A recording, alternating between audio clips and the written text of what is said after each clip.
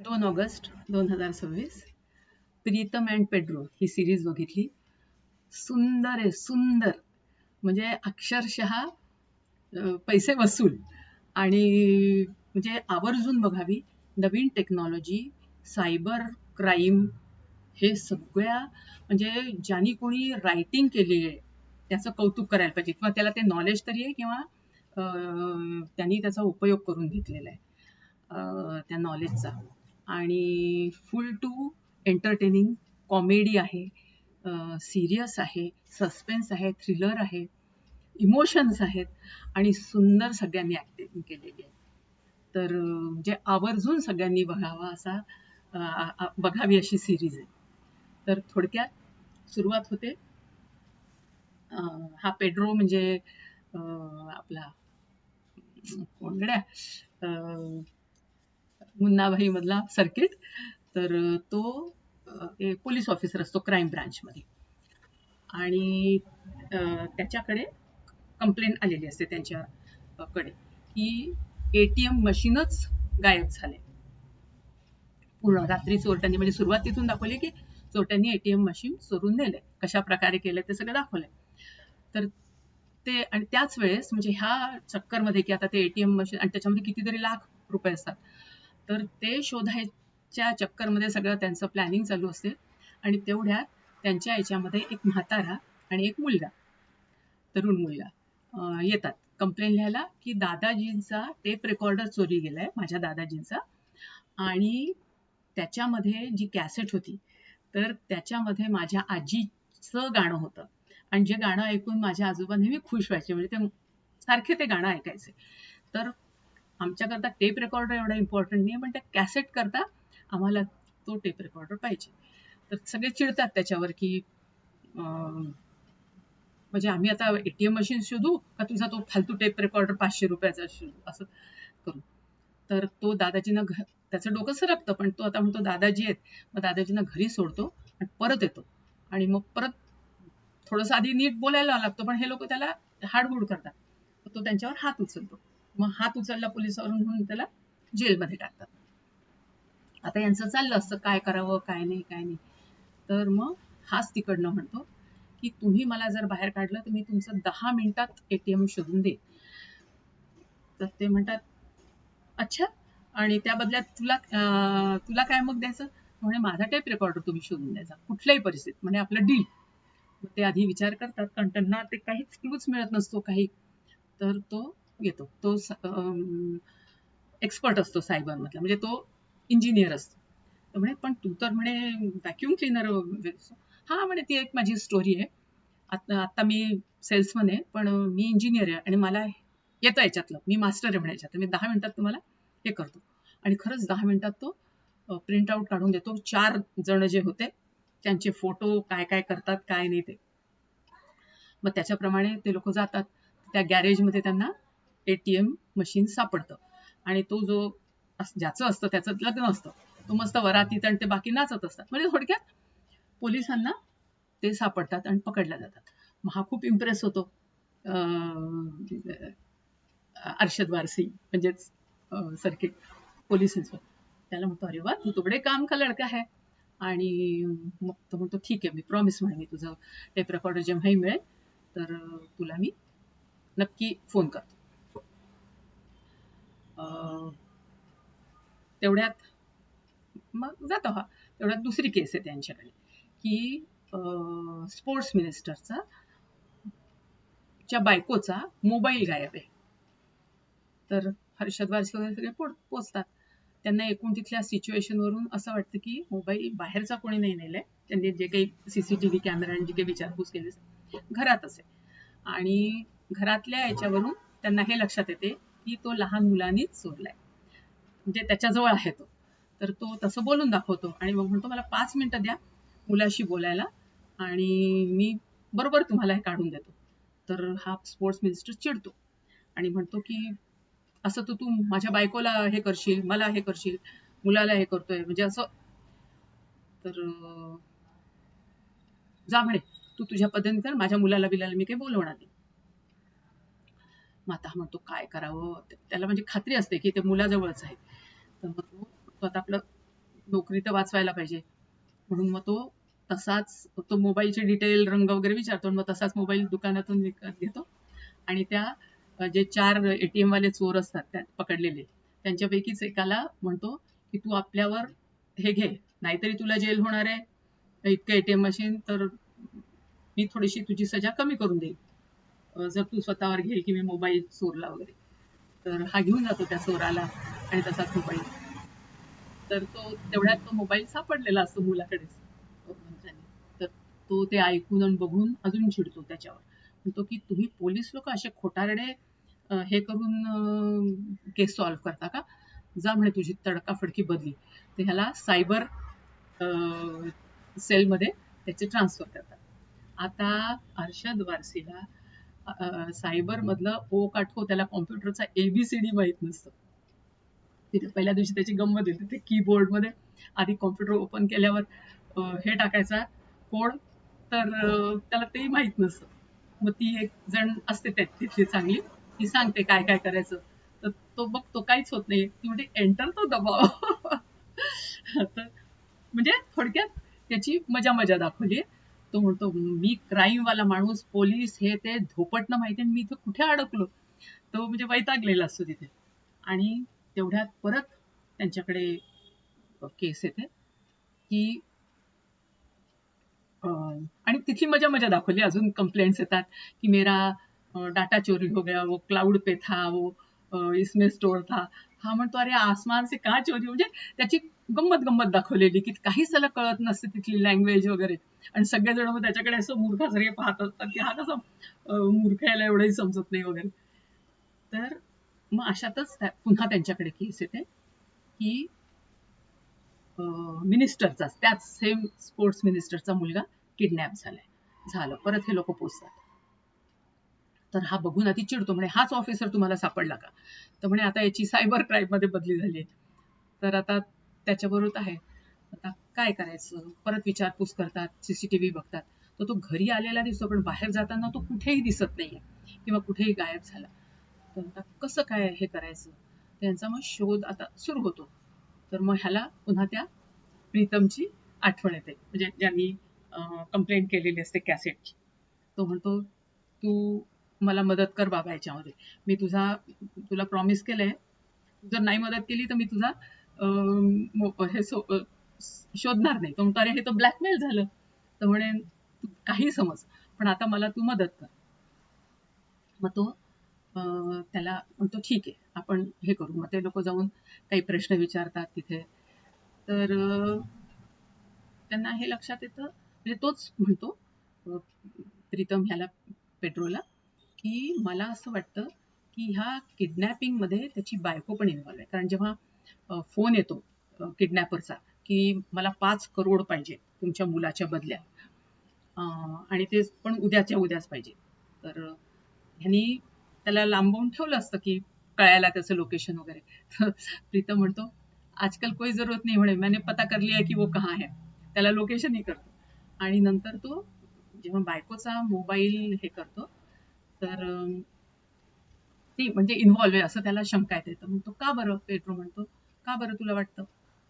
तर म्हणे ती बाई खूप म्हणजे स्वतःचे हे अपलोड करत असते व्हिडिओ, नवीन ड्रेस, नवीन हे.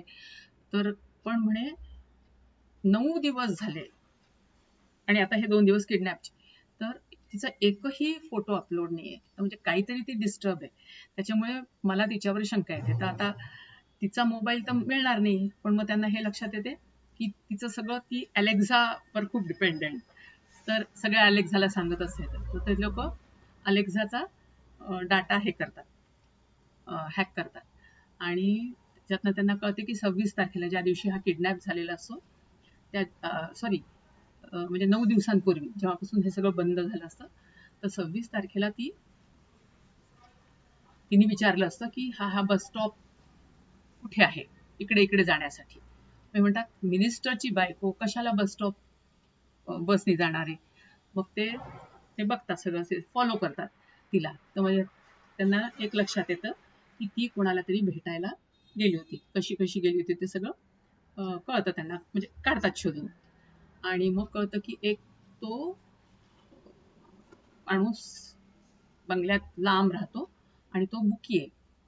तर मग हे लोक तिथे जातात आणि मग बायकोला एकटं बोलवून सांगतात की तू खरं सांग, काय प्रकार आहे, का तू स्वतःच्याच मुलाला किडनॅप केलंय. मग ती सांगते की नाही म्हणे, लग्नाच्या आधी तो माझा बॉयफ्रेंड होता, आता आमचं काहीही नाहीये, पण अचानक म्हणे तो आला, त्याला पैशांची गरज होती, तर तो मला ब्लॅकमेल करायला लागला की मी हे फोटो तुझ्या नवऱ्याला दाखवीन आणि नाही तर तू हे दे.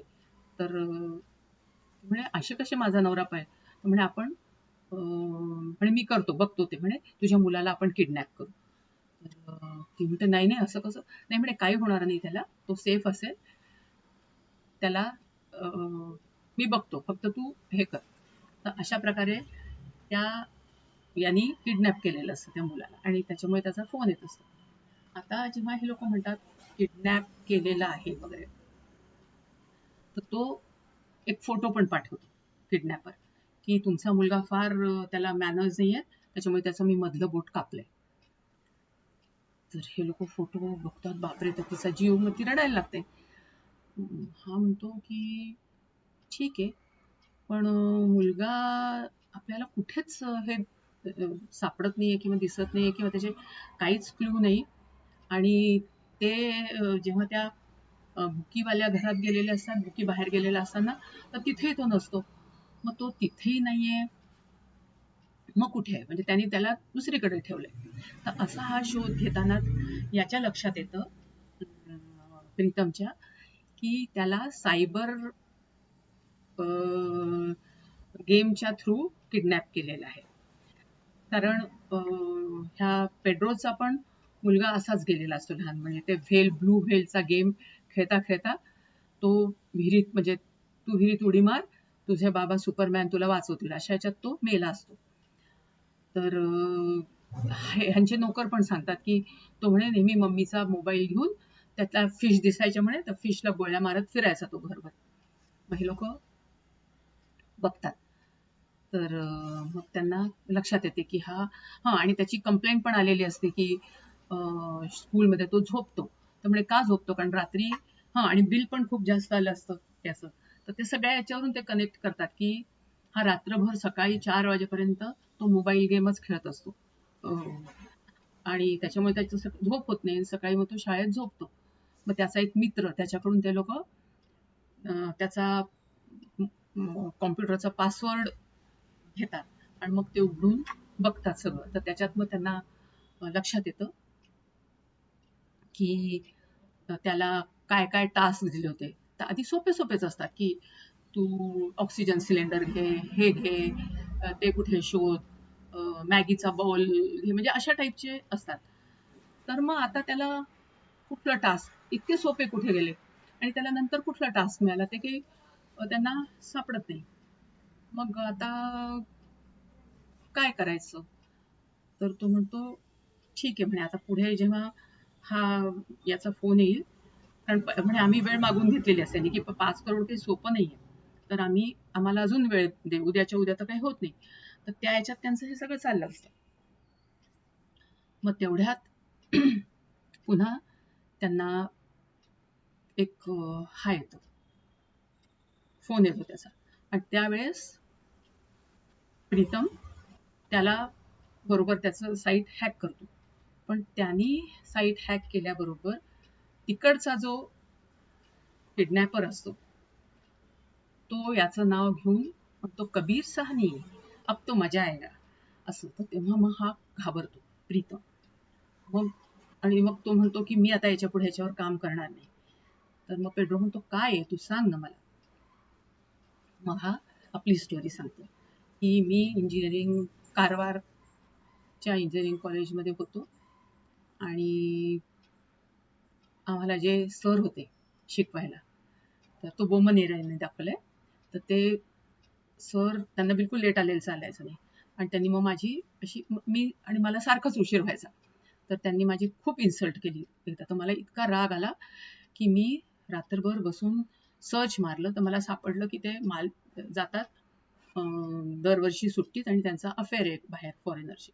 मग ते सगळे फोटो मी सगळ्यांना पाठवले कॉलेजमध्ये, म्हणजे टीचर स्टुडंट सगळे, आणि ते क्लासरूममध्ये पण बोर्डवर डिस्प्ले केला, त्यांच्या बायकोलाही केला. तर त्या ह्याच्यात त्यांना म्हणजे तो खूप मानी तसा सर दाखवले ना, तर त्याला ते सहन होत नाही आणि तो तिथल्या टॉवर हाऊसवरून, लाईट हाऊसवरून सुसाईड करतो. तर आणि मग त्याच्यामुळे त्याची बायको मेंटली डिस्टर्ब झालेली असते आणि ती सायकॅट्रिक वॉर्डमध्ये असते. तर म्हणजे जेव्हा हा त्याला कबीर साहनी म्हणून म्हणतो, म्हणजे एक बार कारवार के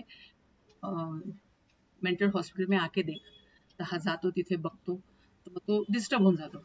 मग पेड्रो त्याला समजवतो, ठीक आहे म्हणे, काही हरकत नाही, म्हणजे आता हा आहे ऍक्च्युली, म्हणजे तो नाहीये किडनॅपर, तर म्हणजे किंवा त्याच्या मदतीने ह्यानी केलंय, तर आता आपल्याला कसं करता येईल.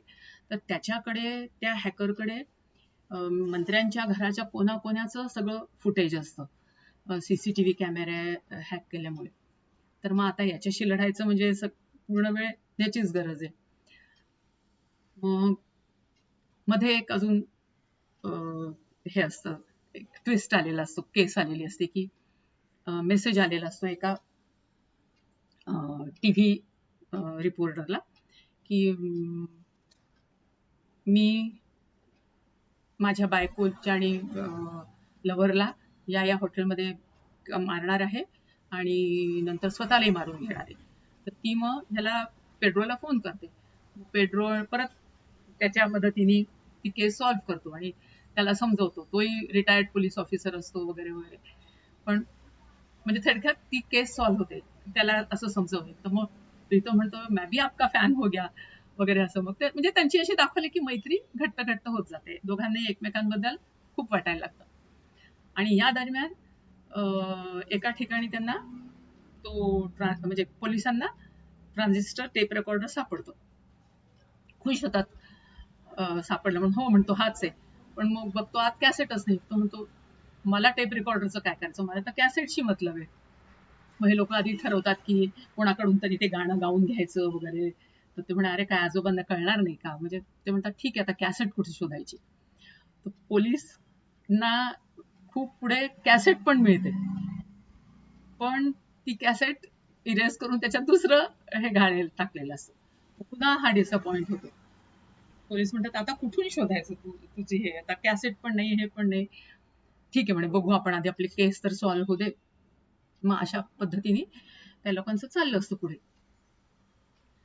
तर मग आता डायरेक्ट ह्याच्याशीच हे करायचं डील, सायबर. मग तो हे म्हणतो की तुम्ही आता पैसे प्रीतमच्याच हाती, दुसरं कोणी आणायचं नाही आणि तो एकटा आला पाहिजे, त्याला कोणी फॉलो करायचं नाही. तर मग हे लोक ते 500-500च्या सगळ्या नोटा आणि सुटकेसमध्ये भरून त्याच्यात मोबाईल पण एक ठेवतात ट्रॅक करायला, आणि ते घेऊन हा जातो प्रीतम. तिथे हा आलेला असतो. तो त्याला खूप मारतो, त्याचा मोबाईल पण घेऊन टाकतो आणि पैसे घेऊन जातो. आणि ज्या गाडीतनं प्रीतम आला असतो त्याच गाडीतनं मोबाईल पाठवून देतो घरी. तर हे लोक, ह्यांना वाटतं की आता मुलाला घेऊन आला, आणि तो त्याच्यावरूनच खोटं की बच्चा मिल गया है, त्या प्रीतमच्याच त्याच्यावरून पाठवतो. हे लोक वाट पाहत असतात मंत्री वगैरे घरी, आणि मग तो माणूस येऊन सांगतो, ड्रायव्हर, की हो मला असं असं एका माणसाने हा फक्त फोन दिला आणि सांगितलं की फोन देऊन दे त्यांना. आता परत यांना प्रॉब्लेम. मग तेवढ्यात हा पोचतो तिथे, प्रीतम कसा तरी, आणि मग सांगतो सगळं काय झालंय. तो आला होता म्हणे, पैसे घेऊन गेला, मला खूप मारलं. तर तो म्हणतो, पण आपण शोधून काढू. मग ते लोक परत त्या ह्याच्या मदतीने, त्यामुळे त्याला तो जो मोबाईल फोन आपण लपवलाय, तर तो जिथे कुठे आहे, तर मला त्याचं हे मिळेल, रेझोनन्स. मग हे त्यांना लक्षात येतं की पोचला कुठे आहे, ते लोकेशन तर त्यांना लक्षात येते. तर एक मोठी चाळ असते 200 रूमची, हॉस्टेल टाईप. तर तिथे आहे. आता एवढ्या रूम मधून कसं शोधायचं.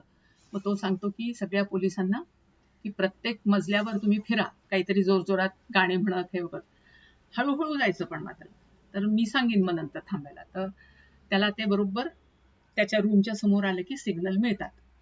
मग तो सांगतो की याच रूममध्ये आहे. मग ते पोलीस शिरतात, पण तो तिथून पण गेलेला असतो आणि प्रत्येक ठिकाणी तो लिहून ठेवत असतो. आणि त्यांनी त्याला हे म्हटलं असतं की मुलगा तुझ्या हाताला लागणारच नाही, मी देणार पण नाही मुलगा.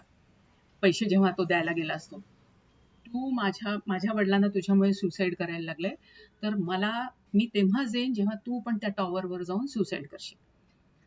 आणि मग प्रत्येक ठिकाणी, आणि तुला 8 तासांची वेळ देतोय असं त्यांनी म्हटलेलं असतं. मग प्रत्येक वेळेस तिथे की आता 4 तास राहिले असं लिहिलेलं असतं.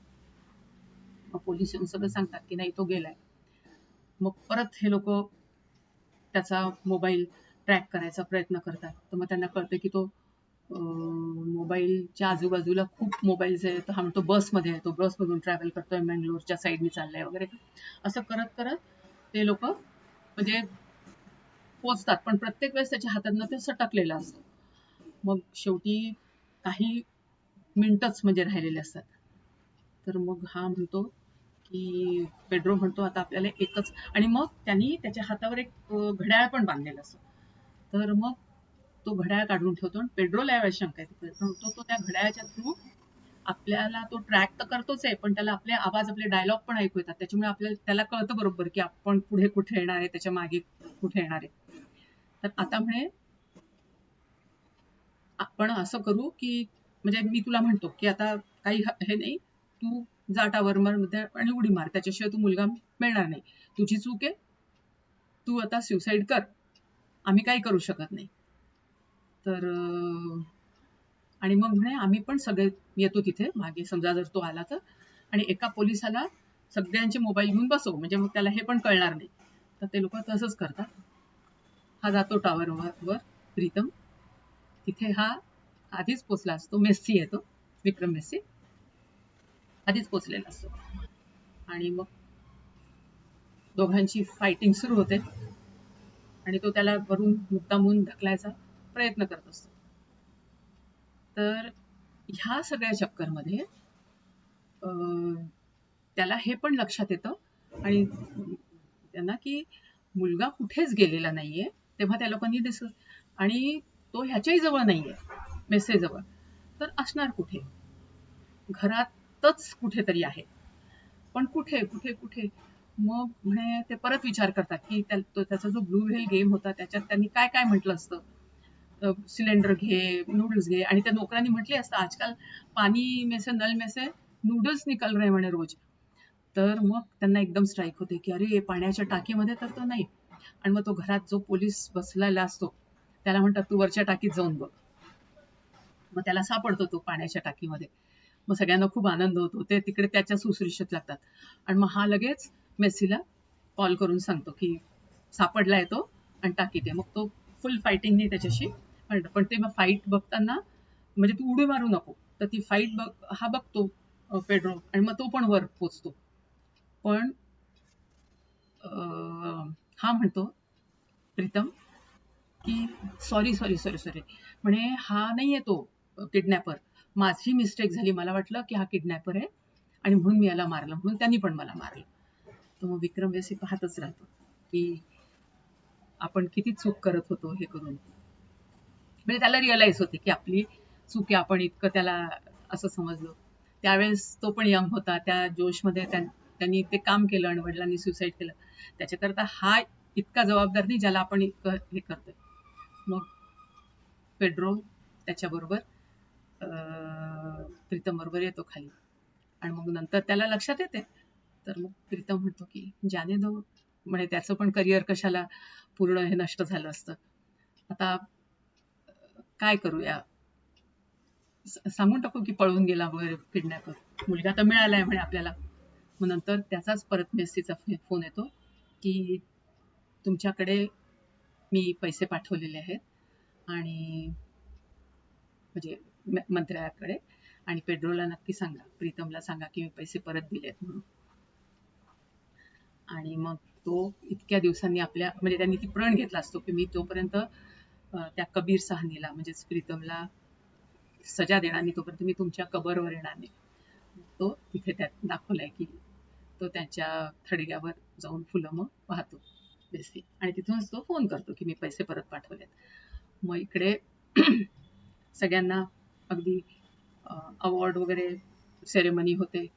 तर त्याच्यात ह्यांना वाटत असतं की सायबर सेलमधून याची परत होईल का.